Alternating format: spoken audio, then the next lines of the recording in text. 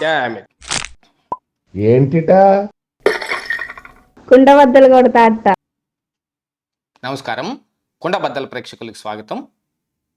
జోగి రమేష్ లోకేష్ మీద చేసిన అనుచిత వ్యాఖ్యల వెనుక ఒక పెద్ద కుట్ర దాగి ఉంది. జగన్మోహన్ రెడ్డి వైఎస్ఆర్ కాంగ్రెస్ పార్టీ ఇచ్చిన స్క్రిప్ట్ని పక్కాగా ప్లాన్ ప్రకారంగానే ఆయన ఫాలో చేస్తున్నాడు అనేది ఖచ్చితంగా తెలిసిపోతుంది.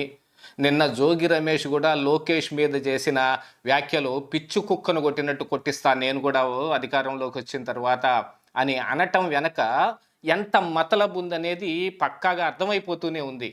జోగి రమేష్ తన ఇంటి పైన దాడి జరుగుతున్న సమయంలో ఆ ఇంట్లో ఒక్కళ్ళు కూడా లేకపోవటం చాలా పెద్ద అనుమానాలకు దారితీస్తోంది.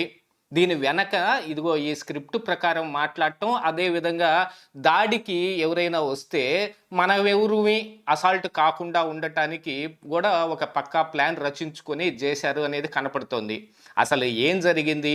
ఇలాంటి అంబటి రాంబాబు వ్యాఖ్యలు కానీ, జోగి రమేష్ వ్యాఖ్యలు కానీ, సజ్జల రామకృష్ణారెడ్డి మాట్లాడుతున్న తీరు కానీ, దీని వెనక వైఎస్ఆర్ కాంగ్రెస్ పార్టీ ఆడబోతున్న పెద్ద డ్రామా ఏంటి అనేది ఈ వీడియోలో మీకు పూర్తిగా అర్థమయ్యే విధంగా వివరిస్తాను.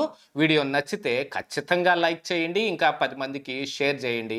అలాగనే మన కుండబద్దల ఛానల్ని ఇంకా ఎవరైనా సబ్స్క్రైబ్ చేసుకోకుండా చూస్తూ ఉన్నట్టయితే ఇమ్మీడియట్గా సబ్స్క్రైబ్ చేసుకోండి. నోటిఫికేషన్ల ద్వారా నా వీడియోలు మీకు త్వరగా చేరే అవకాశం ఉంటుంది. ఇక అసలు విషయానికి వస్తే, జోగి రమేష్ నిన్న లోకేష్ మీద ఎక్కడ లేని ఆవేశం తెచ్చుకొని మరి పిచ్చు కుక్కను కొట్టించినట్టు కొట్టిస్తా నేను కూడా అధికారంలోకి వచ్చినాక అని మాట్లాడుతున్నాడు అంటే దాని వెనక ఎంత పెద్ద ధైర్యం ఉండాలి? నిన్నగాక మొన్ననే జైలుకు వెళ్ళి జైల్లో పెడబొబ్బులు గావు కేకలు పెట్టి నేను ఇక్కడ అనవసరంగా ఇరుక్కుపోయాను, చచ్చిపోయేటట్టున్నానని బాధపడిన జోగి రమేష్ బయటకు రాగానే ఇలాంటి మాటలు మాట్లాడుతున్నాడు అంటే దాని వెనక ఉన్న అసలైన ప్లాన్ అర్థం చేసుకోవాలి. వైఎస్ఆర్ కాంగ్రెస్ పార్టీ అలాగనే వాళ్ళ పాంప్లెట్ పత్రిక అయిన సాక్షి ఈ రోజున ఈ బీసీ నాయకుడిని అవమానపరిచే విధంగాను, దాడులు చేసే విధంగాను ఈ టీడీపీ పార్టీ పురికొల్పుతోంది అని ప్రజెంట్ చేసే ప్రయత్నాలు చేస్తూ ఉన్నారు.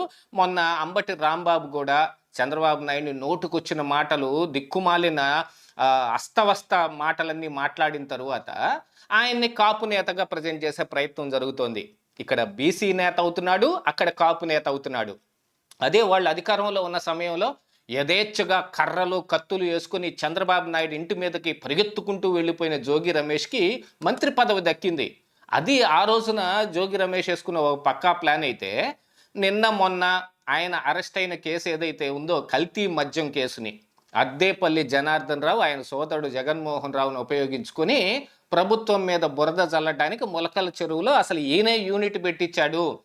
వాళ్లతోటి దిక్కుమాలిన మంతనాలు మొత్తం చేసి ఆ పనికి పురికొల్పి ఆ తర్వాత సౌత్ ఆఫ్రికా పారిపోవటానికి 3 కోట్లు ఎర్రగోడ చూపించిన సంగతి కూడా మొన్న బయటపడింది. సిట్టు ఇదే ఆరోపణలు చేసింది.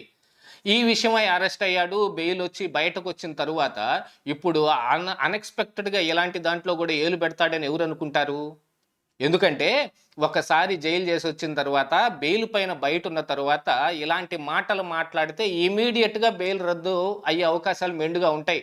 ప్రజలను రెచ్చగొట్టే విధంగా మాట్లాడకూడదు, ఇది బెయిల్ నిబంధనను ఉల్లంఘించి మరీ పని చేశారు అని అంటే ఒకసారి బెయిల్ రద్దు చేయించుకోవటానికి చేస్తున్న ప్రయత్నం కావచ్చు, లేకపోతే టీడీపీ శ్రేణుల్ని వాళ్ళు రెచ్చగొట్టేసి తన ఇంటి మీద దాడికి పురికొల్పటం కావచ్చు. అంబటి రాంబాబు విషయం నిన్న మన కుండబద్దల్లో కూడా చెప్పాము. ఆయన ఆఫీసు పైన దాడి చేసింది అదే సత్తెనపల్లి ఇన్ఛార్జి భార్గవ్ రెడ్డికి సంబంధించిన మనుషులు అనేది కూడా తేటతెల్లం అయిపోతుంది. ఈ రోజున మరి జోగి రమేష్ ఇంటిపైన దాడి, ఆ దాడి జరుగుతున్న సమయానికి ఈయన ఇంట్లో ఉండడు, ఈయన భార్య ఇంట్లో ఉండదు, ఈయన పిల్లలు ఇంట్లో ఉండరు, అసలు ఇంటికి తాళం వేసి ఉంటుంది. ఈ మాటలు మాట్లాడిన తర్వాత వీళ్ళు ఖచ్చితంగా మన ఇంటి మీద దాడి చేయటానికి వస్తారని ఆవిడనేమో హైదరాబాద్ పంపించాడు, ఈయనేమో చెవిరెడ్డి భాస్కర్ రెడ్డి దగ్గరికి వెళ్ళాడు. దాడి జరిగిన విషయం తెలుసుకొని హుటాహుటిగా ఆయన ప్రెస్ మీట్ ఒకటి పెట్టి ఈ దాడి గురించిన సమాచారం నాకు ముందే ఉంది, అయినా కూడా నేను పోలీసులు పట్టించుకోకపోవటం మూలానే ఇది జరిగింది అని ఈయన వాపోతూ ఉంటాడు. అసలు సీఎం స్థాయిలో ఉండి ఇలా మా ఇంటి పైన దాడి చేయటం ఏమాత్రం సమంజసంగా ఉంటుంది అని ఆయన భార్య వాపోతూ ఉంటుంది. అసలు ఇలాంటి మాటలు మాట్లాడే సమయంలో మరి ఇవన్నీ గుర్తు రాలేదా? ఒక సీఎం స్థాయి వ్యక్తిని మనం ఏ రకంగా అవమానంగా మాట్లాడుతున్నాం, ఒక మంత్రి స్థాయి వ్యక్తిని మనం ఏ రకంగా పిచ్చి కుక్కతో పోల్చి మరీ మాట్లాడుతున్నాం అనే ఇంగిత జ్ఞానం జోగి రమేష్కి లేదా? అన్నీ పక్కాగా ఉన్నాయి. ఇదంతా పక్కా కుట్ర అన్నమాట. ఈ రోజున కూటమి ప్రభుత్వం మీద ఈ ఆంధ్రప్రదేశ్ రాష్ట్రంలో అశాంతి నెలకొల్పి వాళ్ళ మీద అభాండం వేయటానికి జరుగుతున్న ఓ పక్కా స్కెచ్ ఇది. ఎందుకు అనంటే కల్తీ నెయ్యిలో జంతు కొవ్వు లేదు అనే విషయాన్ని సిట్టు పూర్తిగా ఏమి నిర్ధారించి చెప్పలేదు. దాంతోపాటుగా ఎన్డీడీబీ రిపోర్టు గురించి కానీ ఎన్డీఐఆర్ ల్యాబ్ గురించి కానీ తేట తెల్లంగా ప్రజలందరికీ తెలిసిపోయినాయి. అంటే మళ్ళీ జంతు కొవ్వు అంశం తెరపైకి వచ్చే విధంగా కనపడుతోంది కాబట్టి, వాళ్ళు అనుకున్న ప్లాన్ పూర్తిగా ఫెయిల్ అయిపోయింది కాబట్టి, అసలు పామాయిల్, పామోలిన్, రసాయనిక ఈస్టర్స్ తోటి నెయ్యే లేని నెయ్యి ఒకదాన్ని తీసుకొచ్చి కోటాను కోట్ల లడ్డూలు తయారు చేసి జనాలకు పంచిన తర్వాత దాని మీద ప్రజల్లోంచి వచ్చే ఆగ్రహవేశాలు కానీ వీటన్నిటినీ పక్కదారి పట్టించడానికి డైవర్షన్ పాలిటిక్స్, అలాగనే మళ్ళీ బీసీ నేతలు, కాపు నేతలు అని ఒక విషయాన్ని తెరపైకి తీసుకొని రావడానికి, కులాల మధ్య కుంపట్లు పెట్టడానికి వైఎస్ఆర్ కాంగ్రెస్ పార్టీ ఈ రోజున ప్రయత్నం చేస్తుంది.